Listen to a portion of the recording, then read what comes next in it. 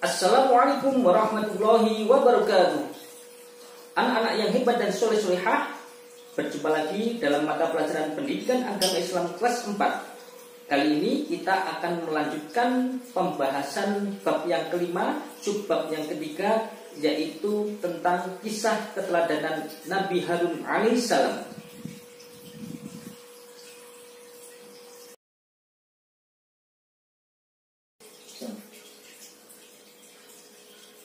Nabi Harun merupakan nabi yang ke-15 dari 25 nabi yang wajib kita ketahui dan kita imani. Nabi Harun merupakan kakak dari Nabi Musa dan lahir 4 tahun sebelum Nabi Musa dilahirkan. Jadi orang tua Nabi Harun dan Nabi Musa adalah sama. Ayahnya bernama Imron bin Khofif bin Lawi bin Yakub, sedangkan ibunya bernama Yakubah. Nabi Harun dianugerahi kelebihan yang sangat luar biasa. Beliau sangat pandai berbicara serta mempunyai pendirian yang sangat tegas dan berani.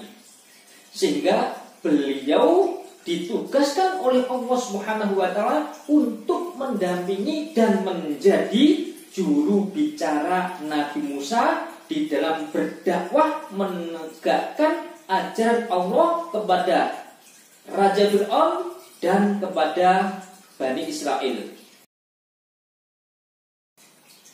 Dikisahkan alasan Nabi Harun dijadikan juru bicara Nabi Musa alaihissalam adalah karena pada suatu hari saat Nabi Musa masih kecil dan diasuh di istananya Raja Fir'aun, Raja Fir'aun memerintahkan Nabi Musa untuk memilih antara bara api dan roti.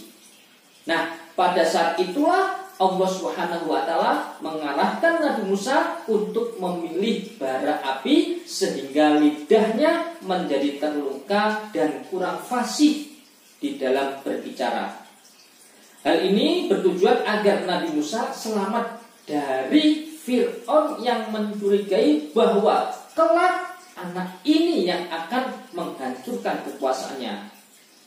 Nah, dengan hadirnya Nabi Harun tentunya bisa meringankan beban dakwah Nabi Musa. Bahkan Nabi Harun juga sering membantu serta menggantikan posisi Nabi Musa untuk memimpin para umat-umatnya. Dikisahkan setelah Nabi Musa dan Nabi Harun beserta pengikutnya berhasil selamat dari kejaran Fir'aun dan bala tentaranya serta dapat keluar dari negeri Mesir, Nabi Harun dan Nabi Musa melanjutkan perjalanannya ke negeri Kan'an. Di tengah perjalanan mereka melewati bukit yang diberi nama Tursina. Di bukit tersebut Nabi Musa mendapatkan wahyu untuk bermunajat kepada Allah Subhanahu wa taala. Untuk itu Nabi Harun diberi amanah oleh Nabi Musa untuk mengawasi dan memimpin penduduk Bani Israel agar tidak melakukan kemungkaran dan menyekutukan Allah Subhanahu wa taala. Nabi Musa bermunajat kurang lebih selama 40 hari dan menerima wahyu dari Allah Subhanahu wa taala yang berupa kitab Taurat. Nah, singkat cerita, ketika ditinggal Nabi Musa untuk bermunajat, maka muncullah permasalahan yang tidak dapat Nabi Harun atasi. Kebanyakan dari kaum Bani Israel kembali menyembah berhala dengan membuat sebuah patung sapi yang berasal atau terbuat dari emas yang mereka bawa. Hal ini bisa terjadi dikarenakan atas bujukan dan pengaruh salah satu kaum Bani Israel yang bernama Samiri, yang dimana Samiri dapat menyihir patung tersebut bisa berbicara. Nabi Harun sudah mengingatkan kepada mereka bahwa perbuatan tersebut adalah perbuatan dosa besar karena telah menyekutukan Allah Subhanahu wa taala. Namun apa yang terjadi? Segala nasihat ataupun peringatan dari Nabi Harun tidak dipedulikan oleh Bani Israel. Kemudian setelah 40 hari berjalan, Nabi Musa sudah selesai bermunajat dan kembali kepada kaumnya. Nabi Musa sangat terkejut melihat perbuatan kaumnya. Nabi Musa bukan saja sangat marah kepada kaumnya, tetapi juga terhadap Nabi Harun, karena dianggap Nabi Harun tidak bisa menjaga amanah yang ia berikan selama ia pergi, yaitu dengan menarik kepala dan jenggotnya seraya berkata, "Hai Harun, apa yang sudah menghalangi engkau saat menyaksikan bahwa mereka telah sesat? Apakah engkau memilih untuk melanggar perintahku dengan kesengajaan?" Kemudian Nabi Harun pun menjawab, "Wahai engkau yang menjadi putra ibuku, jangan engkau ambil janggut dan juga rambutku. Aku merasa takut jika engkau nantinya akan mengatakan engkau telah memecah kaum Bani Israel dan tidak lagi mengindahkan apa yang aku katakan." Kemudian Nabi Harun pun menjelaskan apa yang telah terjadi selama ditinggalkan Nabi Musa.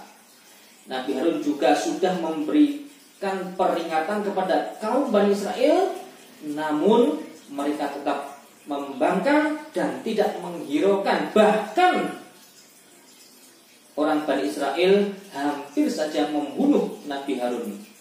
Nah, setelah itu Nabi Harun pun juga menjelaskan bahwa yang memicu semua ini Bani Israel kembali menyembah kepada berhala itu karena pengaruh dari Samiri.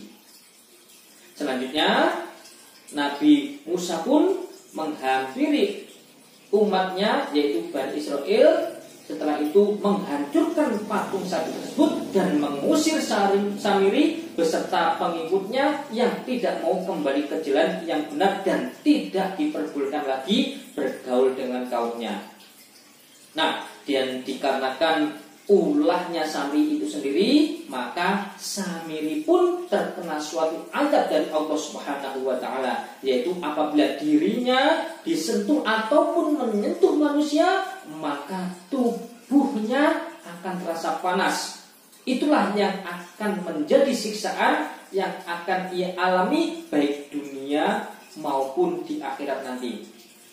Nah, sesaat sesudah itu kemudian Nabi Musa pun memerintahkan kepada kaum-kaumnya Bani Israel untuk bertobat kepada Allah Subhanahu wa taala dengan bersungguh-sungguh.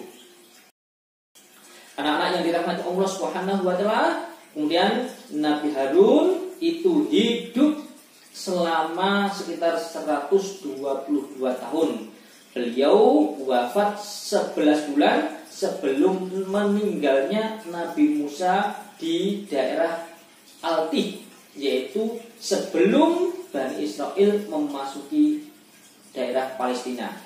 Nah, setelah wafatnya Nabi Harun dan Nabi Musa, kemudian Bani Israel itu dipimpin oleh Yusya bin Nun.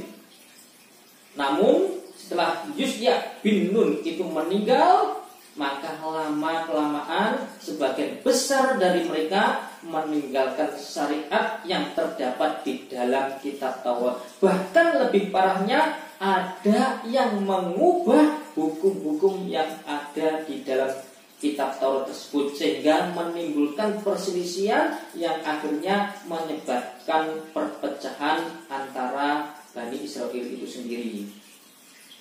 Nah, adapun keteladanan yang dapat kita ambil dari kisah Nabi Harun ini, tentunya yang pertama, Nabi Harun adalah orang yang sangat sayang terhadap saudaranya. Yang kedua, Nabi Harun adalah orang yang senang menolong orang lain. Yang ketiga, Nabi Harun adalah orang yang pandai berdakwah. Anak-anak yang dirahmati Allah Subhanahu wa taala, demikianlah tadi kisah keteladanan Nabi Harun. Semoga kita dapat memahaminya. Terima kasih atas perhatiannya. Wassalamualaikum warahmatullahi wabarakatuh.